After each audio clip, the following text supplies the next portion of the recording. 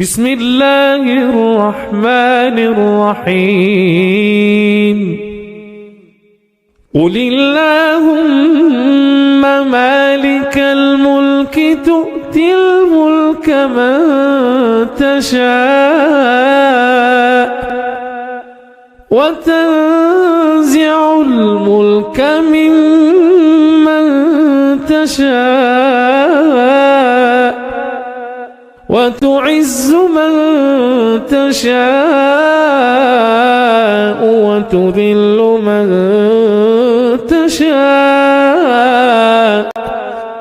بيدك الخير إنك على كل شيء قدير.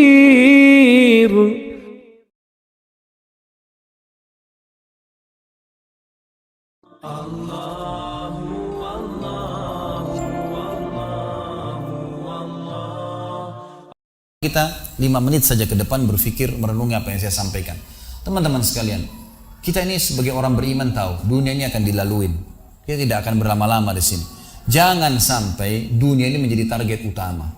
Berantem gara-gara tanah, berebutan karena warisan, berebutan karena jabatan, kadang-kadang berebutan hanya karena masalah pasangan hidup. Untuk apa? Untuk apa teman-teman sekalian? Dunia ini mungkin di mata antum kelihatan besar kalau dekat.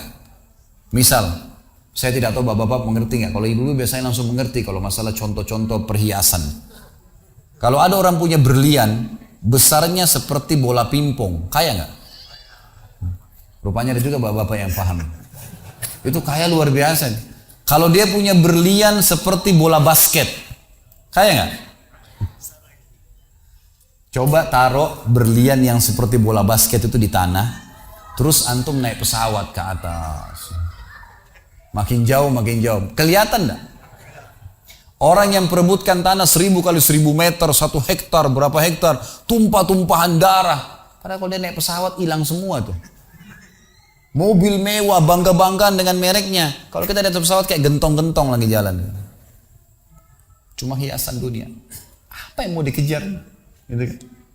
Seorang mukmin tahu dunia hanya fasilitas saja untuk mengejar akhirat. Akhirat yang abadi teman-teman. Akhirat yang abadi, kejar di sana. Walad darul akhiratu lahiyal hayawan, kata Allah. Darul akhirah, tempat akhirat adalah kehidupan yang abadi. Di akhirat kata Nabi SAW, kalau seorang mukmin masuk ke dalam surga, tidak ada capek, nggak ada gangguan orang, nggak ada sedih, nggak ada penyakit, nggak ada buang air besar, nggak ada buang air kecil.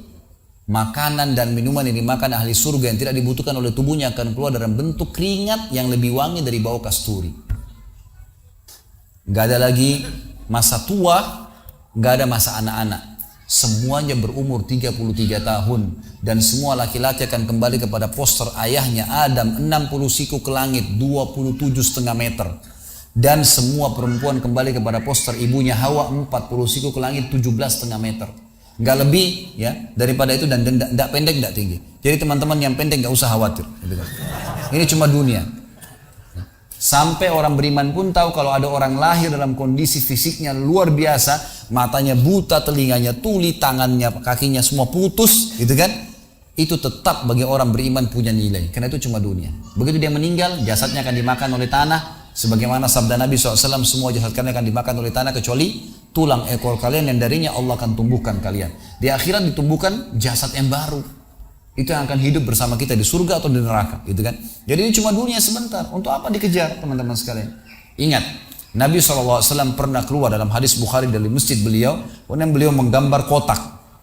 Lalu beliau mengatakan, inilah kotak kehidupan manusia. Seperti meja ini misalnya, inilah kotak kehidupan manusia.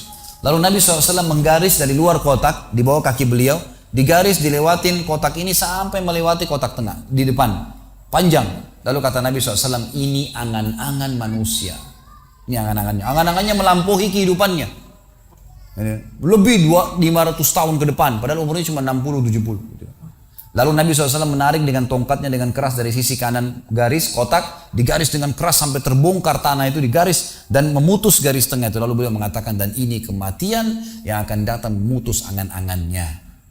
Di Jakarta kemarin teman-teman sekalian, ini bukan nakut-nakutin, tapi di Jakarta kemarin begitu. Ada orang keluar dari mall, kisah nyata.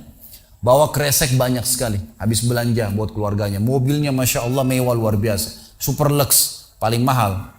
Parkir, begitu melihat tukang parkir, alhamdulillah. Tukang parkirnya sangat senang nih, karena ini orang kaya, pasti kasih tip yang banyak gitu. Naik di mobilnya, di starter mobil, tidak pakai supir kebetulan, dia nyalain, mobil di depan ada, mobil di belakang ada, jadi terhimpit. Tiba-tiba orang ini tuh starter mobilnya, diinjak gas dengan sangat keras, mundur ke belakang, nabrak mobil di belakang, hancur total. Tukang parkirnya pun tadi jadi marah, Pak, apa nggak lihat, ambil marah-marah. Tapi anehnya orang ini gasnya terus kencang, gitu ribut, gitu kan. Maka tukang parkir curiga, dibuka pintu, orang itu sudah meninggal dunia. Teman-teman sekalian, pernah nggak orang ini berpikir dia akan mati pada saat keluar dari mall? Kalau dia tahu dia tidak bakal keluar ke mall tuh. Di depan mata saya pernah ada orang meninggal di rumah sakit ayah saya. Kebetulan di Makassar beliau punya rumah sakit dan itu di pinggir jalan raya.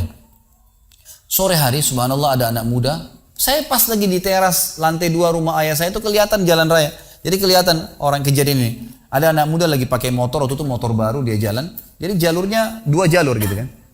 Rupanya motor ini motor itu dari arah sana. Kemudian di sini ada mobil pick up yang pelan jalannya gitu. Ada mobil truk pelan jalannya. Di belakang ini rupanya ada mobil truk pelan, di belakang ada mobil pick up. Mobil pick up ini mungkin kena terganggu. Dia bukan ngelewatin dari kiri, dia keluar ke jalur sebelah. Keluar, motor yang tadi lagi kencang, dia tidak sangka tabrak, meninggal di tempat.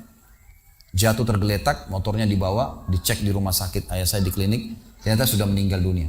Saya lihat orang itu subhanallah tergeletak. Ada beberapa produk yang dia bawa di motornya. Lalu saya bertanya, saya muhasabah sendiri. Orang ini pernah berpikir nggak ya untuk keluar rumah tadi akan dia tabrakan, dia akan jatuh? Saya yakin tidak. Kalau dia berpikir dia tidak akan keluar dari rumahnya. Tapi begitulah ajal kalau datang teman-teman sekalian. Kalau datang tidak akan terlambat sesaat atau berkurang sesaat. Harus pahamin, gitu kan? Jadi jangan sampai kita berlebihan. Saya tanya teman-teman, Anda jujur jawab. Kalau seandainya Anda ke dokter, lalu kemudian dokter mengatakan, maaf Pak, Bu, umurnya tinggal 2 minggu menurut ilmu medis. Ini ada penyakit parah, tinggal 2 minggu, dokter nggak bisa obatin lagi. Kira-kira orang yang seperti ini sudah divonis sama dokter akan mati 2 minggu lagi. Nggak ada lagi, sudah kankernya, sudah tumor, segala macam di tubuhnya, sudah segala macam penyakit. Nggak bisa lagi hidup orang ini. Kemudian ada orang datang, temannya bilang, itu si Fulan, ceritain kamu. Kira-kira dia masih mau ribut berkelahi? Itu orang tuh mau mengambil hakmu, masih mau mengebut lagi? Sudah semua? Enggak, sudah, enggak mau tahu. Ini 2 minggu lagi mati. Semestinya teman-teman enggak usah tunggu vonis dokter nih. Siapa yang bisa jamin sekarang di masjid ini teman-teman ada dari tembok ini tiba-tiba malaikat maut, saya lihat antum tidak lihat, roh saya tinggal dikenang, Khalid Basalamah pernah ceramah, selesai. Dan Anda juga bisa begitu setiap saat. Bagaimana orang bisa tenang nih dalam kemaksiatan kepada Allah sementara setiap saat malaikat maut bisa datang jemput dia dan ada hisab semuanya. Ini bahaya sekali. Baik, saya pernah mengadakan pelatihan teman-teman sekalian di masjid yang besar. Masya Allah mungkin seperti ini malah lebih besar. Lantai 2 juga seperti ini dan penuh. Di lantai 2 itu ada banyak ibu-ibu akhwatnya. Saya bicara masalah kematian selama 2 jam materi lengkap. Kemudian setelah itu sebelumnya saya bilang sama panitia tolong supaya lebih hidup suasananya, siapkan kebutuhan jenazah. Meja, kain kafan, sama menyan-menyannya semua. Kemudian di sebelah masjid buatin liang lahat. Baik Ustaz, dibuatlah. Selesai saya ceramah 2 jam, saya bilang, Bapak Ibu sekalian, saya mau ajak Anda 5 menit coba menjadi jenazah. Ada yang mau? Sempat ada yang angkat tangan depan saya. Kebetulan teman kita ini, saudara kita tukang batu. Adiknya dia kembar anak SMA sering ikut pengajian saya gitu. Dia hadir juga. Dia bilang saya Ustaz. Baik silahkan. Pak saya minta tolong satu hal ya. Kalau Bapak naik nanti di atas meja ini. Dibungkus dengan kain kafan oleh panitia. Tutup mata Anda dan bayangkan Anda sudah mati. Dan dengarkan apa yang saya ucapkan. Baik Ustaz. Baik. Saya juga bilang sama panitia di atas masjid waktu itu ibu-ibu. Silakan kalau ibu mau coba panitia tolong bantu. Saya sudah pandu waktu sebelum pengajian. Ringkasnya adalah dia naik. Subhanallah begitu dia naik Bapak Ibu sekalian orang ini naik di atas meja begitu tutup matanya dan ditempelin kain kafan di pipinya ini kain kafan asli kita beli ditempel di pipinya langsung dia nangis dia terisak-isak lalu kemudian panitia taruh tangannya di dadanya harus dibungkus gitu kan lalu saya bilang Pak coba renungin sekarang Anda sudah mati dan hiruk-piruk di masjid ini ada orang nangis kebetulan adiknya dia yang kembar ini murid saya duduk di sebelah kiri kanannya dan membayangkan benar kakaknya meninggal mereka betul-betul menangis gitu ada jemaah-jemaah juga yang lain pada nangis Hanya saya bilang hidup-hidup masjid ini yang sedang menangis, ada yang sedang ngobrol, ini anggap di rumah Anda pada saat Anda meninggal dunia. Dan Anda tidak bisa protes. Gak bisa bilang saya tidak mau, jangan ribut, gak bisa lagi. Udah. Panitia pun menaruh tangan kanan di atas tangan kiri, kita gak bisa protes taruh di dada. Dibungkus dengan kain kafan pun gak bisa. Baik, Pak, bayangkan semua peluang amal saleh yang semestinya Anda bisa kerjakan, sholat malam, sedekah bakti dengan orang tua, baca Quran, sholat berjamaah, yang Anda sia-siakan dan Anda menyesal kenapa tidak kerjakan sekarang. Dan bayangkan semua peluang dosa yang Anda tidak sia-siakan. Kesempatan zina, berzina, kesempatan dusta-dusta, kesempatan riba-riba, semua dikerjakan. Dan Anda tidak sempat taubat dan Allah akan hukum Anda sekarang. Itu Bapak Ibu sekalian, saya tidak karang-karang, dia sampai nangis-nangis Bapak ini. Terus dia nangis. Lalu saya bilang, tolong panitia datangkan geranda jenazah. Datangkan. Baik Pak, sebentar lagi kami akan angkat badan Anda di geranda ini dan kami akan bawa Anda ke liang lahat sebelah masjid. Gitu kan. Diangkatlah dia. Saya bilang, Pak, renungin, resapi tubuh Anda kesentuh dengan geranda ini. Gitu kan. Ditutuplah lalu dipikul. Lalu saya pandu pakai mic, saya bilang, Pak, inilah detik-detik terakhir Anda bersama kami. Terus sesalin perbuatan-perbuatan dosa yang Anda pernah lakukan, peluang-peluang ibadah yang Anda sia-siakan. Sampai tiba di luar masjid, saya turun ke liang lahat, saya buatin sendiri tanah, kemudian saya buatin kubangan, lalu diturunkan dia. Setelah diturunkan, saya suruh tutup matanya, kemudian ditutup dengan kain. Saya keluar, lalu saya pakai mic, saya bilang, Pak, buka matanya. Inilah rumah Anda sekarang. Walaupun rumah Anda 1000 kali 1000 meter di dunia, kembali ke 1 kali 2 meter. Ini tempat Anda sekarang. Dan sebentar lagi malaikat akan datang menanyakan kepada Anda pertanyaan-pertanyaan yang Anda sudah tahu. Selesai. Berapa mungkin sekitar hitungan detik. Ini semua proses kurang dari 5 menit teman-teman sekalian. Lalu saya bilang, buka. Dibuka kain tersebut. Lalu saya bilang, teman panitia bantu. Bapak ini keluar. Keluar dia. Waktu dia keluar dari kuburan, liang lahat itu teman-teman, sempoyongan. Kayak orang yang sudah pusing gitu. Keluar. Kemudian saya bawa ke masjid. Saya pegang tangannya masuk ke masjid. Duduk. Lalu saya kasih mic. Pak, tolong ceritakan pengalamannya kepada jemaah jadi jenazah 5 menit. Itu dia pegang mic, gemetaran. Ustaz, saya tobat. Saya durhaka sama orang tua. Saya nggak sholat. Saya begini. Ini dia lupain, ada ribuan jemaah depannya nih. Dia nangis-nangis. Sebutin semua kesalahannya.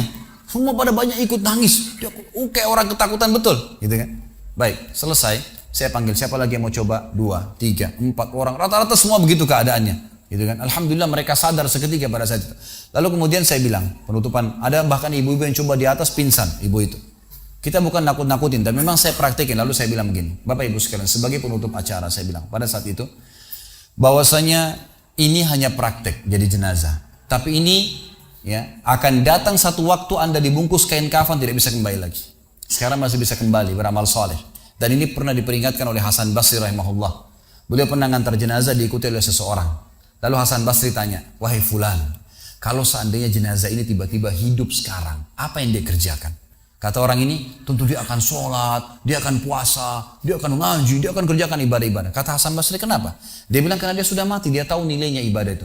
Kata Hasan Basri, yang kau ucapkan benar, tapi yang di depan matamu ini tidak bisa hidup lagi. Kamu sekarang masih hidup, kerjakan seperti dia kalau dia hidup. Jangan tunggu itu, gitu kan? Ingat teman-teman, pujian teman, ancaman teman, atau orang sekitar kita, hanya sepanjang lidahnya. Kamu hebat ya, kamu kaya ya, kamu gagah ya, kamu cantik ya, sepanjang lidahnya demi Allah. Mau apa itu? Apa yang mau direbut? Orang-orang setengah mati sholat malam sejam 2 jam, besok ceritain ke orang hanya butuh pujian sepanjang lidah dia. Untuk apa? Teman-teman yang suka riak nih, saya ajarin caranya gampang. Ada caranya gampang. Kalau Anda besok pagi mau cerita kepada teman-teman Anda di kantor atau tempat, saya tadi malam sholat malam, gak usah tunggu besok pagi setengah mati, ngantuk-ngantuk nanti malam bangun. Jam 2 malam sebentar datangin rumah teman yang jadi target, ketok pintunya, nih saya mau sholat, lihat ya. Selesai, gitu kan. Untuk apa nunggu besok setengah mati, gitu kan. Gak ada gunanya riak, pujian orang sepanjang lidahnya, jangan, gitu kan. Gak ada gunanya. Jadi teman-teman sekalian sadarilah mati akan datang dan jadilah seperti Bilal radhiyallahu anhu, sahabat Nabi yang mulia, waktu ditanya, "Ma ra'yuka bil maut?" Apa pendapat Anda dengan kematian? Kata beliau, "Marhaban bil maut." Selamat datang kematian. Apa yang saya mau takutin? Apa yang dia mau takutin kalau selama hidupnya dari bangun tidur sampai tidur semua ketaatan? Pastilah terbalik, orang rindu, gitu kan? Orang mukmin itu rindu. Waktu terjadi perang Yarmuk tahun 14 Hijriah. Waktu itu dipimpin oleh Khalid bin Walid dengan di situ di dalam pasukan ada Sa'id bin Zaid. Said bin Zaid salah satu dijamin masuk surga. Teman-teman bisa nonton serialnya di website di www.khalidbasalamah.com, ada serial sahabat. Saya ceritakan di situ ceritanya. Jadi kata Said bin Zaid, waktu kami berhadapan dengan pasukan Bizantium, Romawi, Nasrani ini, mereka jumlahnya 120.000 orang, dipimpin oleh pendeta-pendeta dengan salib-salib yang besar dari emas. Lalu mereka memukul pedang-pedang mereka di perisai mereka sambil melantunkan yel-yel mereka sehingga membuat kami pun sempat nyali kami ciut, gitu kata Sa'id bin Zaid. Lalu subhanallah, datanglah Abu Ubaidah bin Jarrah, pimpinan perang yang lain, mengatakan, ya muslimin beginilah, begitulah, semangatlah, pahala jihad disampaikan. Lalu tiba-tiba ada satu orang yang membakar semangat kami, satu orang, dia datang mengatakan, wahai Abu Ubaidah, pimpinannya, wahai Abu Ubaidah, saya sekarang sudah tidak sabar, mau mati syahid, saya mau masuk sekarang ke sana. Gitu kan. Ada pesanmu untuk Rasulullah SAW? Ada pesan tidak untuk Nabi? Saya sudah tahu saya akan mati nih. Kata Abu Ubaidah, sampaikan salam kami dan kami memperjuangkan agamanya. Orang itu pun masuk ke musuh sendirian, menembus musuh tersebut sampai mati syahid. Kata Sa'id bin Zaid, suatu saya lihat semangatnya orang tersebut dan tahu yakin dengan janji Allah benar, maka saya loncat dari kuda saya lalu saya tunduk, kemudian saya membaca Allahu Akbar, lalu saya menyerang musuh. Semenjak itu rasa takut saya hilang dan akhirnya kami memenangkan peperangan. Jadi memang teman-teman sekalian, mati itu akan dilaluin. Dan memang mati sebuah pintu, kita harus laluin. Tanpa mati tidak bisa. Tapi orang beriman tahu, mati itu justru kebahagiaan buat dia. Karena semua yang bertahun-tahun dia kerjakan, dia akan panen di sana. Semua kehidupan abadi ada di sana, maka dia rindu dengan mati. Tidak perlu takut, gitu kan? Toh akan datang.